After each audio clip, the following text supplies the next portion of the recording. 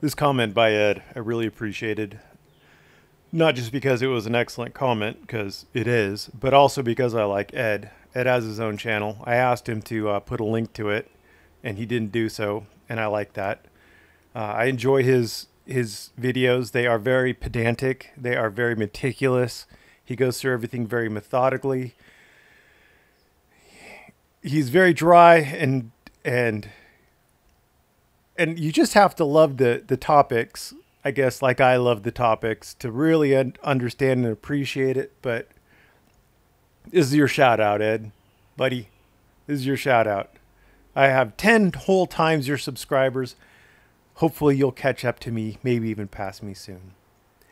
Anyway, in this comment, he points out two cases, Wilson v. State and Hudson v. State. The links are there. I'll put the links in my description too. In both of these cases, there were young men trespassed from public property in Texas. One guy was from this guy's from a community center, and the other guy was from a public library. They both thought that it was unconstitutional that the state did that, and they both lost. Now, the reason why is because it doesn't. All right, if you get trespassed, that means the notice. That doesn't mean you're arrested for trespass. That just means if the state says you can't be in here anymore. If you believe that it's arbitrary and capricious, you can sue.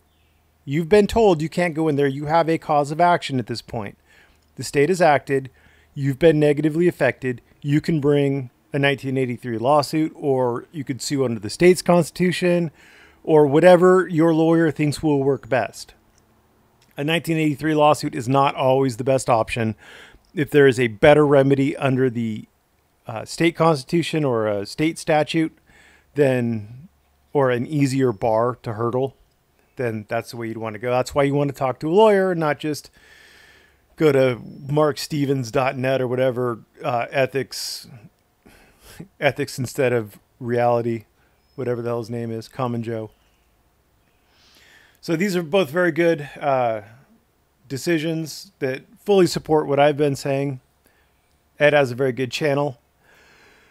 Now, what I really liked was this enormous paragraph. And I really like this enormous paragraph because it very concisely summed up a lot of the things that I've been saying very ponderously. Nothing in the Constitution requires the government freely grant access to all who wish to exercise their right to free speech on every type of government property without regard to the nature of the property or to the disruption that might be caused by the speaker's activity. Citing Cornelius versus NAACP Legal Defense and Education Fund, this one grew out of the Adderley line of cases. Even protected speech is not equally permissible in all places and at all times. What? I'm going to read that again in case people missed it. Even protected speech is the First Amendment protected activity. Even protected speech is not equally permissible in all places and at all times. We apply a forum analysis as a means of determining when the government's interests in limiting the use of its property to its intended purpose outweighs the interest of those wishing to use the property for other purposes. A forum analysis? What? John, you've never said anything about forum analyses before? No. Yes, I know I just doxed myself, but I mean, my name is up there. If you haven't figured out my name is John by this point, there's no help in some people. Therefore, speakers can be excluded from a traditional public forum if the exclusion is necessary to serve a compelling state interest and the exclusion is narrowly drawn to achieve that interest. That is hard to do.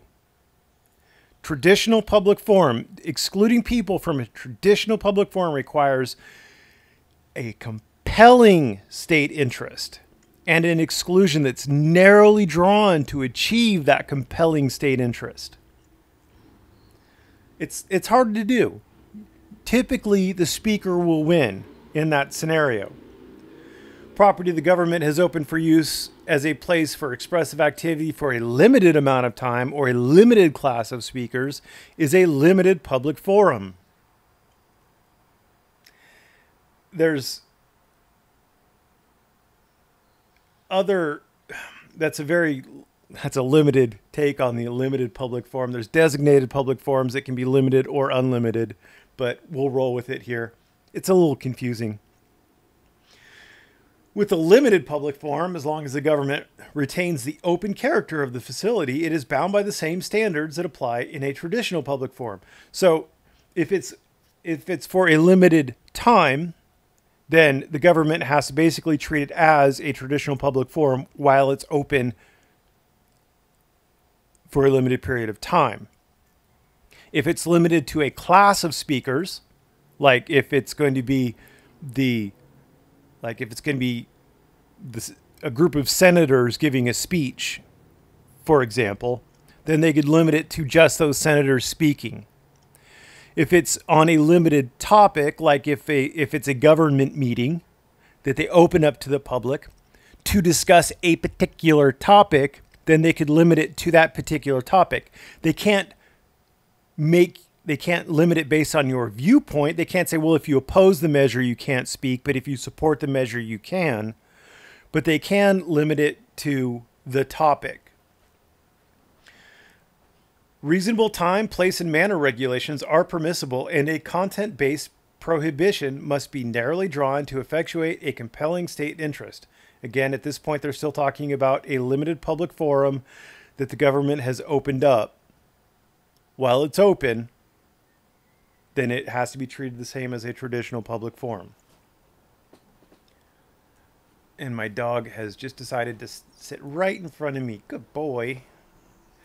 Finally, for public property, which is not by tradition or designation a forum for public communication, in addition to time, place, and manner regulations, the state may reserve the forum for its intended purposes, communicative or otherwise, as long as the regulation on speech is reasonable and not an effort to suppress expression merely because the public officials oppose the speaker's view.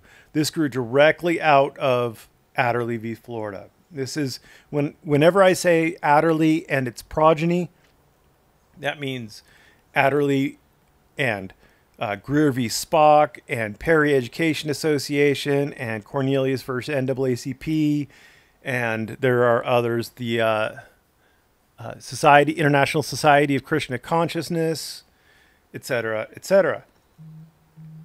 So there are lots and lots of reasons why the government can regulate your speech. It gets even more able to regulate your speech inside of a courthouse. But that's a different discussion for a different topic. Links to Ed's channel and these two Texas decisions will be in the description. Thanks for watching. Have a great day.